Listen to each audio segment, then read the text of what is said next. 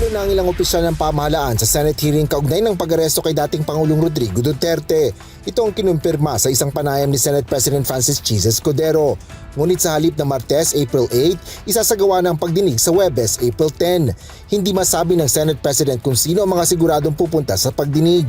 Batay naman sa isang panayam kay Senator Amy Marcos, isa umano si Justice Secretary Crispin Remulla sa mga tiyak na dadalo.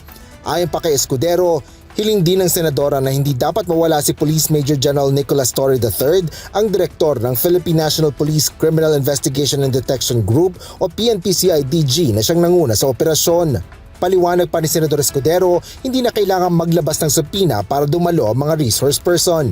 Gayunman, maaaring nilang gamitin o invoke ang kanilang executive privilege kapag sasagot sa mga tanong sa pagdinig.